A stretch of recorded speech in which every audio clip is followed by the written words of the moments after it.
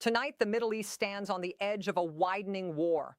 President Donald Trump says the decision to strike Iran was America's last best chance to eliminate what he describes as an intolerable and growing threat.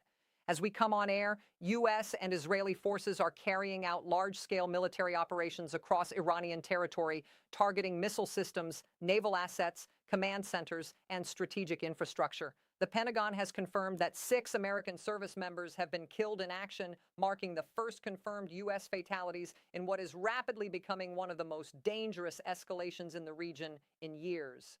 This is day 3 of the conflict, and the scale of destruction is expanding by the hour.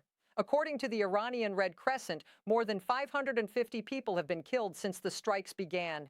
Explosions have rocked Tehran and multiple provincial cities. Satellite imagery shows fires burning at naval facilities near key ports. The United States says it has destroyed missile launchers and crippled parts of Iran's military capability. President Trump insists the objectives are clear: dismantle Iran's missile program, eliminate its naval threat, and ensure that what he calls the world's leading sponsor of terror can never obtain a nuclear weapon. But Iran is not standing down. Retaliatory strikes have spread across the Middle East. Missiles have been launched toward Israel. Energy facilities in Saudi Arabia have been hit. A major gas processing plant in Qatar has been targeted. Drones have flown toward Western military bases in Cyprus and Iraq. Across the Gulf region, air defense systems are intercepting incoming projectiles in the night sky. The conflict is no longer confined to one battlefield. It is radiating outward. Oil markets reacted instantly. Prices jumped sharply amid fears of prolonged disruption. The Strait of Hormuz, through which roughly a fifth of the world's oil supply passes, has effectively slowed to a standstill. Tankers are anchoring rather than risking transit through the narrow waterway. Analysts warn that if this disruption continues, consumers around the world could feel the impact in the form of rising fuel and energy prices within weeks. Governments are watching nervously. Markets are volatile, and energy security has once again become a global concern.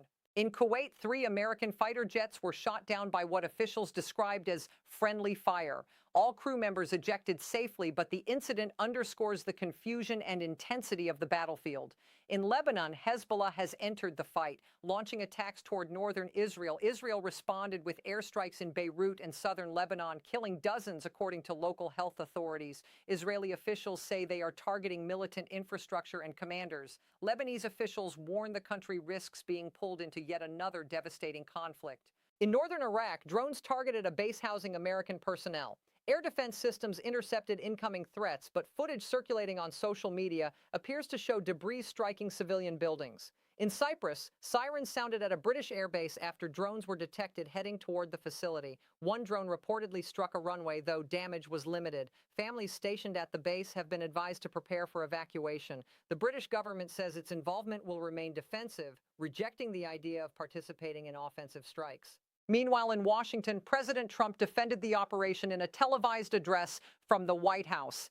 He argued that Iran's missile capabilities posed an imminent risk not only to American forces abroad, but potentially to the United States itself.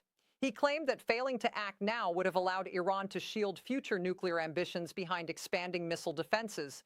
The Secretary of State echoed that message, saying the objective is to degrade Iran's ballistic missile capability and prevent it from rebuilding. However, the rationale for the war is facing scrutiny at home. Critics question whether Iran was truly on the brink of developing a nuclear weapon.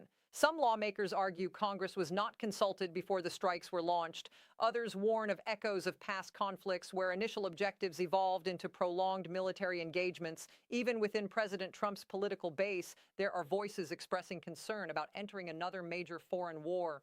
In the United Kingdom, political leaders are openly divided. Prime Minister Keir Starmer stated that Britain does not believe in regime change achieved through air power alone and emphasized the importance of international law and long-term planning. Opposition figures argue the West had no alternative after years of failed negotiations. Public opinion polls suggest many Britons are uneasy about deeper involvement. Inside Iran, the situation is difficult to assess fully due to internet disruptions and state media controls. Reports from contacts on the ground describe a population caught between fear and uncertainty. Some citizens worry about intensified repression if the regime consolidates power amid wartime conditions. Others quietly express hope that sustained pressure could bring political change. Public rallies organized by regime loyalists demonstrate continued support among core constituencies. The mood appears complex and fragmented. The humanitarian picture is deteriorating. Hospitals in several cities have reported damage. Civilians have been treated for injuries caused by explosions. In Israel, funerals have been held for victims of Iranian missile strikes that penetrated air defenses. While Israel's missile defense systems remain robust, officials acknowledge they are not impenetrable and rely on finite interceptor supplies. Iran appears to be calibrating its missile launches, attempting to stretch those defensive systems. Across the Gulf, airports have suspended operations. Thousands of travelers are stranded. Airlines are rerouting flights to avoid Iranian airspace. Governments are preparing contingency plans for evacuations if the conflict escalates further. British nationals, American citizens, and others are seeking routes home as airspace closures create uncertainty. Strategically, analysts warn that once regional proxies are activated, de-escalation becomes far more complicated. Iran's network of allied militias across Iraq, Lebanon, and elsewhere creates multiple pressure points. Each front carries the risk of miscalculation, a single strike causing significant civilian casualties or the loss of additional foreign personnel could intensify calls for expanded operations. The central question now is not just why this war began, but where it leads. U.S. officials suggest additional waves of strikes may follow. Iranian leaders vow resistance. Energy infrastructure remains vulnerable. Global markets remain sensitive. Diplomatic channels appear strained, though not entirely closed. Historically, conflicts in this region have demonstrated how rapidly localized operations can evolve into protracted engagements. The complexity of alliances, sectarian divisions, and geopolitical rivalries means unintended consequences are always possible. The presence of multiple foreign militaries operating in close proximity increases the likelihood of accidents or misidentification. As we move further into this crisis, several scenarios emerge. One possibility is a short, intense exchange followed by negotiated de-escalation. Another is a drawn-out air campaign combined with ongoing missile retaliation. A more dangerous scenario would involve additional regional actors becoming directly engaged, transforming the conflict into a broader confrontation. For now, what is clear is that this is only the beginning of a highly volatile chapter. Day 3 has already brought hundreds of reported deaths, confirmed military casualties, energy disruption, and political fallout across continents. The decisions made in the coming days will shape not only the trajectory of this conflict, but potentially the balance of power across the Middle East for years to come. We will continue monitoring developments from across the region, from Israel, Lebanon, Iraq, the Gulf states, and Washington, as this story unfolds in real time. The stakes are enormous, the consequences uncertain, and the world is watching closely as events continue to escalate.